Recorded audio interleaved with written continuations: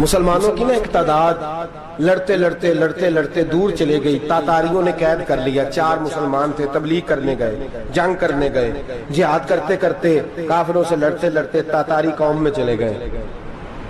وہاں قید کر لیے گئے تو سزائے موت کا حکم ہوا. 4 بزرگ تھے, سزائے موت کا حکم ہوا تو تاتاری بادشاہ جو تھا وہ بڑا خلاف تھا, بڑا سخت مخالف تھا مسلمانوں کے. اس نے کہا کہ ان کو جب پھانسی دینا نا مسلمانوں کو تو میرے سامنے دینا. اب 4 عالم ہیں, 4 صوفی ہیں, سفید داڑیاں, سر پہ امامے. پھانسی کا وقت آیا تو جو پھانسی گھاٹ ہے وہ ایک ہے, چاروں کو کٹھے پھانسی نہیں ہو سکتی. ایک کو کہا کہ ایک ایک کر کے ان کو پھانسی دو. جب پھانسی کا وقت آیا نا تو جو سب سے پیچھے صوفی تھے وہ دوڑ کے آگے آئے, کہنے لگے بادشاہ پہلی باری میری لگا پہلی. اب بادشاہ نے کہا ٹھیک ہے اسے لٹکا دو. وہ قریب آئے تو دوسرے دوڑ آئے, کہنے لگے نہیں نہیں پہلی باری میں نے زیادہ کافر قتل کیے, میرا بڑا جرم ہے, مجھے پہلے سزا دو. ان کو پھانسی دینے لگے تو تیسرے آ گئے, کہنے لگے نہیں یہ تو میرا قتل کرتا تھا, رستے میں بتایا کرتا تھا, ڈھونڈ کے میں بتلاتا تھا کہ یہاں زیادہ تعداد ہے, مجھے پہلے پھانسی دو. تیسرے کے ساتھ بات ہو رہی تھی تو چوتھا دوڑا آیا, کہنے لگا یہ رستے بتاتا تھا, یہ تبلیغ کرتا تھا, یہ سارا کچھ کرتا تھا, لیکن کہا یہ کہتے تھے چلو واپس چلتے ہیں, میں جانے نہیں دیتا تھا. میں کہتا تھا اور کافر مارنے اور علاقے فتح کرنے, میرا جرم بڑا ہے, مجھے پہلے پھانسی دو. بادشاہ کہنے لگا مجھے 35 سال ہو گئے حکومت کرتے, بڑی دنیا کو پھانسی دی ہے.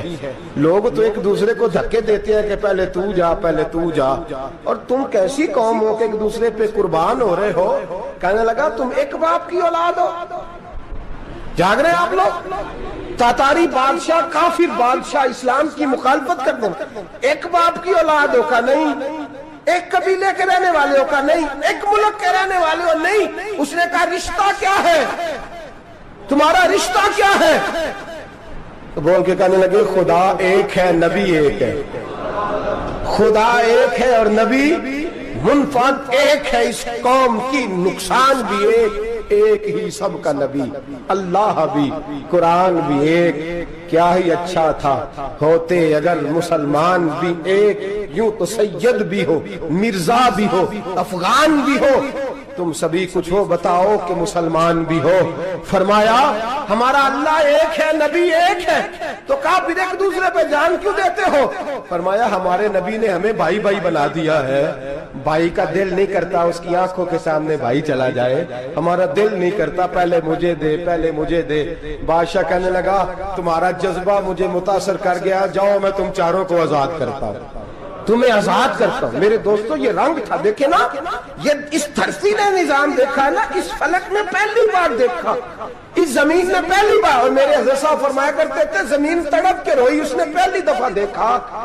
احد کا میدان ہے, 3 صحابہ تپتی ہوئی زمین پہ زخموں سے چور چور پڑے ہیں. حضرت انس بن نضر رضی اللہ تعالیٰ عنہ پانی کا پیالہ لے کے پہنچے. ایک زخمی سے کہا تجھے پانی پلانا ہے, تو کہنے لگا میرے زخم تھوڑے ہیں, وہ جو ساتھ پڑا اس کے زخم گہرے ہیں, پہلے اسے پانی پلا دے, جا اسے دے دے. اس کے پاس پہنچے تو وہ کہنے لگا وہ مجھ سے پہلے گرا تھا, اس کا زخم زیادہ گہرا ہے, اسے پانی پلا. تیسرے کے پاس گئے تو کہنے لگا چوتھا تڑپ زیادہ رہا ہے, اس کی عمر زیادہ ہے, میں تو جوان ہوں برداشت کر لوں, بڑھاپے کی وجہ سے نڈال ہو گیا, پہلے اسے پانی پلا. چوتھا کہنے لگا 5ویں کے پاس جا, 5واں کہنے لگا 6ٹھے کے پاس جا. حضرت انس بن نضر کہتے میں رو پڑا, میں نے کہا محمد کے غلاموں, رسول نے تمہیں کیسا جذبہ دے دیا ہے, زبانیں پیاس سے باہر ہے لیکن تمہاری اخوت مرتے دم تک قائم ہے. کہتے میں 7ویں کے پاس گیا تو کہنے لگا اگر 6 قربانی دے سکتے ہیں تو مجھے خود غرض نہ سمجھ, میں نے نہیں پانی پینا, جا پہلے کے پاس لے جا. کہتے میں پہلے کے پاس آیا تو روح پرواز کر گئی, دوسرے کے پاس آیا تو روح پرواز کر گئی, میں 7ویں تک آیا تو انتقال کر گئے. کہتے ہیں پانی کا پیالہ میں نے اٹھایا اور میں نے زمین پہ رکھا تو میں نے کہا پانی گوا رہنا, محمد کے غلام مر تو جاتے ہیں پر ایک دوسرے کا خیال بڑا رکھا کرتے ہیں. गवाह रहना, ये मर जाया करते, लेकिन एक दूसरे का दर्द। मेरे दोस्तों, लुटा हुआ बर्मा, रोते हुए मुसलमान, सिसकियां और आहें लेती हुई माएं पूछती हैं, ए खाशान रसूल, वक्त दुआ है, उम्मत पे तेरी आके अजब वक्त पड़ा है। वो दीन जो बड़ी शान से निकला था वतन से, परदेश में वो दीन आज गरीबुल गुरबा है। फरियाद है ए कश्ती ये उम्मत के निगहबां, बेड़ा ये तबाही के करीब आन लगा है। और क्या खूबसूरत जुमले कहे थे कि नबी पाक सल्लल्लाहु अलैहि वसल्लम ने, हुजूर ने फरमाया था, मेरा मोमिन एक जान की तरह होता है, एक जान की तरह होता है। एक को तकलीफ हो जिस्म के एक हिस्से को, सारा हिस्सा परेशान होता है। फरमाया ये एक मकान की तरह है, एक ईंट दूसरी ईंट को मजबूत करती है। फरमाया ये मजबूत लोग हैं, ये मजबूत लोग। हजरत उमर फारूक का जमाना है, एक आदमी ने सीरी भेज दी एक घर में बतौर तोहफा, कहत का जमाना था, गोश्त मिलता नहीं था, जानवर। एक आदमी ने सीरी भेज दी एक आदमी के घर में। उसने क्या किया, उसने अपनी बीवी से कहा, हमारी तो खैर है, साथ वाला पड़ोसी ज्यादा गरीब है, उधर न भेज दे। यहाँ गंदम अमीरे शहर की होती रही खराब, और बच्ची किसी फकीर की फाकों से मर गई। कहा साथ वाले पड़ोसी के घर से मैं कई दिनों से भूख की आवाजें, वहां भेज दे। उसके घर गई तो उसकी बीवी शौहर को मशवरा देती है, कहती है मेरे बच्चे तो दलेर है, साथ वाले के छोटे हैं, वो गुजारा नहीं, उधर न भेज दे। उधर गई। एक रवायत है 7 घर, एक रवायत है 21 घर। 21 घरों में घूमती हुई वो सिरी फिर पहले के घर में आ गई, और पहला सहाबी कहने लगा, सिर्फ तूने ही मोहम्मद का कलमा नहीं पढ़ा, बाकी 20 ने भी पढ़ा हुआ है। सिर्फ तूने ही रसूलुल्लाह से ये दर्स नहीं लिया, बाकियों ने भी लिया है। और सिर्फ तेरे अंदर ही जज्बा एसार नहीं, तू ही सिर्फ मुसलमानों से प्यार नहीं करती, सारे ही प्यार करते हैं। वो सिरी फिर आ गई है, अब क्या करना है, अब क्या करना है? तो इमाम नबी ने लिखा है, वो कहने लगी करना क्या है, पकाऊंगी मैं और खाएंगे 21 घर, फिर भी अकेले नहीं खाएंगे, पकाऊंगी मैं और खाएंगे 21 घरों के मुताबिक शोरबा पका। और फिर बर्तन में डाल के वो बीबी एक घर का दरवाजा खटखटाती है, कहती है मुस्तफा के गुलामों निकलो बाहर और खाओ, इसलिए कि जिस नबी ने मुझे प्यार का हुक्म दिया उसी ने तुम्हें भी प्यार करना सिखाया है। ये रंग चश्मे फलक ने सिखाया।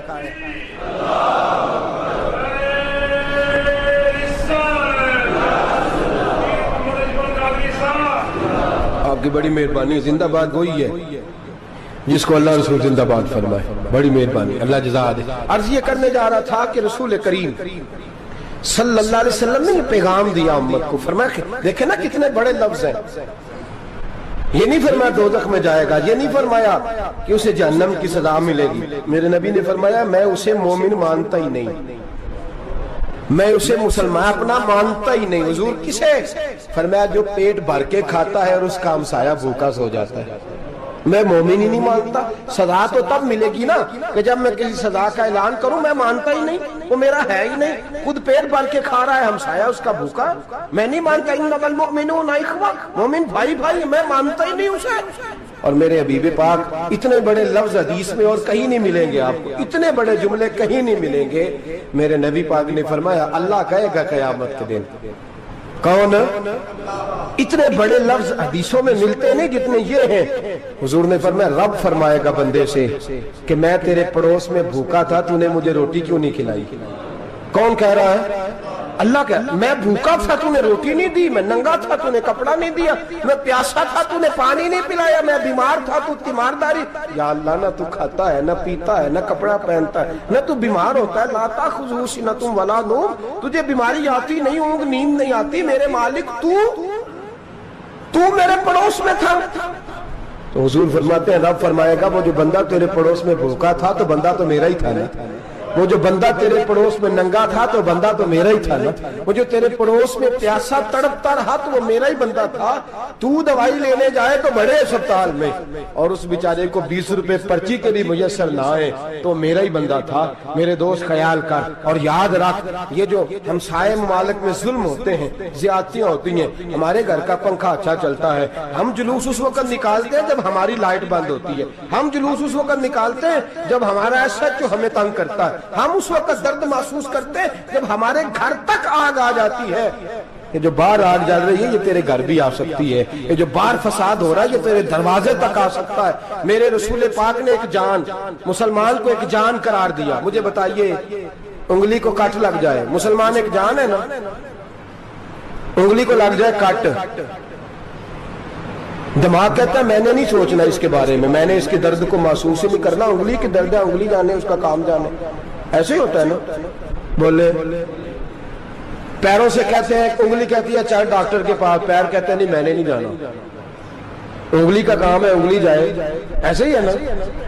دل سے کہتے ہیں تو تڑپ تھوڑا سا، انگلی کو درد ہے، کہتے ہیں میں تو تڑپوں، انگلی کا ماما، انگلی جانے اس کا کام جانے۔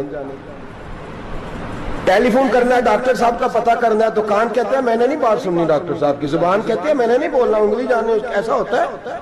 پیر احتجاج کرتے کہ میں نے ڈاکٹر کے پاس، میں کچھ چکر کھاتا پھروں ڈاکٹر کی دکان کی، انگلی کو درد ہے انگلی جانے، ایسا ہوتا ہے بھئی۔ میرے رسول پاک نے فرمایا مسلمان ایک جان ہے، تو درد برما کے مسلمانوں کو ہو رہا ہے تو پاکستانی کہہ رہے ہیں کوئی بات نہیں وہ جانے ان کا کام جانے، ایک جان ہے نا، درد ہونا چاہیے، تکلیف ہونا چاہیے۔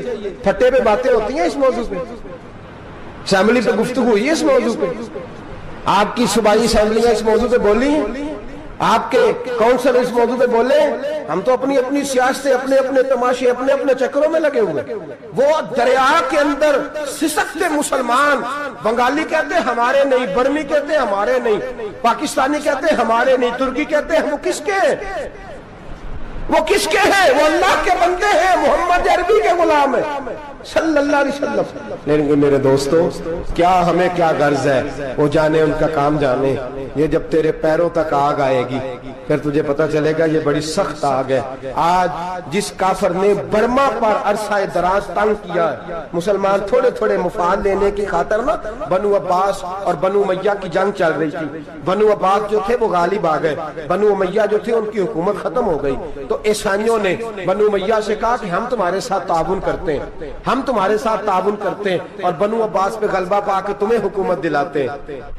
بنو امیہ بڑی جدوجہد کر رہے تھے بادشاہی کے لیے، لیکن انہوں نے کہا کہ ہم لڑ رہے ہیں، کوشش کر رہے ہیں، لیکن ہمیں کسی کافر کی مدد کی ضرورت نہیں، ہم جتنا مرضی لڑیں لیکن کافروں کے ہاتھوں بنو عباس کو مروانے کو ہم تیار نہیں ہیں، ہمیں خبردار، تمہارا آپس کا معاملہ ہے، ہم خود نمٹ لیں گے، تمہیں اجازت نہیں دیتے تم اندر کودو اور کود کر کے تم فسادات پیدا کرو اور مسلمانوں کے اندر تقسیم کرو۔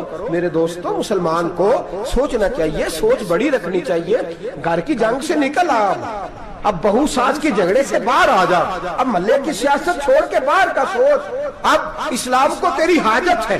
اب پوری دنیا جب مسلمان کو دیکھے نا، فیس بک یوز ہوتی ہے، اس پہ نوجوان جب اسلام کی بات کرنے لگے گا، اس پر جب بڑا اسلام کی بات کرنے لگے گا، پوری دنیا میں پیغام جائے گا کہ مسلمان اب جاگنے لگا ہے، مسلم خوابیدہ بیدار ہونے لگا ہے، اب اس کی آنکھیں کھلنے لگی ہیں، اب یہ اپنے مذہب کی بات کرتا ہے، اب یہ اپنے ملک سے، صوبے سے، برادری سے نکل کر بولتا ہے، اب یہ کہتا ہے کہ بازو تیرا توحید کی قوت سے قوی ہے، اسلام تیرا دیس ہے، تو مصطفی ہے، اب یہ بڑی سوچ رکھتا ہے، اب یہ عالمی بات کرتا ہے۔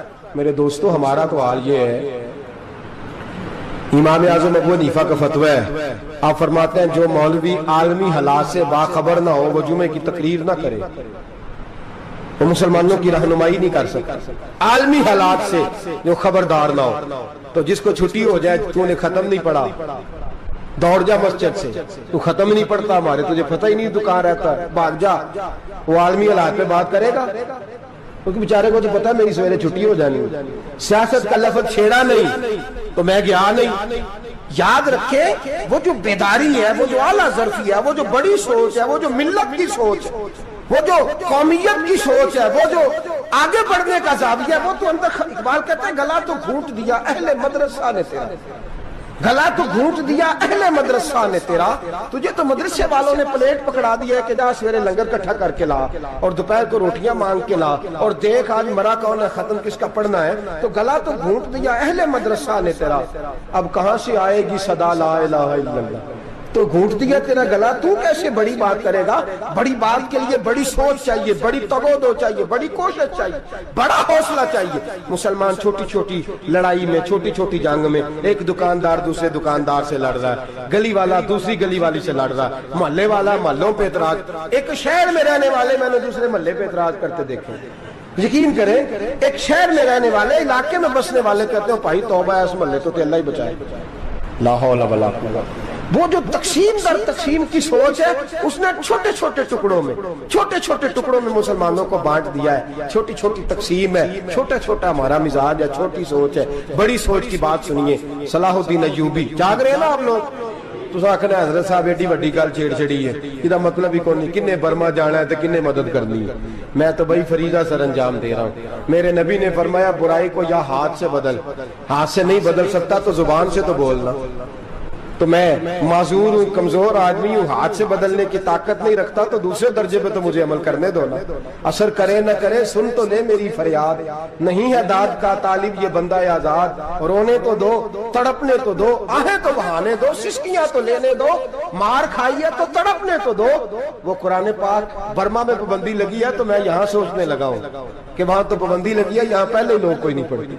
معاذ اللہ تعالیٰ حالات دن پہ دن مسلمانوں کے لیے ایک ایک کر کے، افغانستان میں جو آگ لگی تھی پھر وہ عراق میں بھی لگی، پھر وہ لیبیا میں بھی لگی، پھر وہ مصر میں بھی لگی، پھر وہ یمن میں بھی لگی، سعودی عرب میں دھماکے ہوئے، میرا دل تڑپا ہے، مجھے پریشانی ہوئی، میں بچے پاس تھے، میں بڑا ڈسٹرب ہوا، میں نے کہا یار یہ ہمارا سب کا اجماعی عقیدت کا مرکز ہے، ہم کم از کم ہزار اختلاف کے باوجود کہا کرتے تھے کہ عرب میں امن ہے یار، وہاں سکون ہے، وہاں دکانیں کھلی چھوڑ کے لوگ چلے جاتے ہیں، وہاں بھی فساد ہونے لگا، وہاں بھی آگ بڑھ گئی ہے۔ لیکن ہم صرف چھوٹی چھوٹی کر کے جب آگ بجھانے کی کوشش کریں گے اس وقت آگ نہیں بجھے گی، جب ہر آدمی اپنے پیالے میں پانی لے کے آئے گا، ہر شخص اپنے گھر کی نل چلائے گا، ہر شخص نلکا چلائے گا اور پانی نکال کے یہ آگ بجھائے گا، تب یہ آگ بجھے گی۔ ہر آدمی کو کردار سوچ بڑی کریں، نظریہ بڑا کریں، ملت کی بات کریں، مسلمان ہو کے سوچیں، مسلمان ہو کے سوچیں، خدا را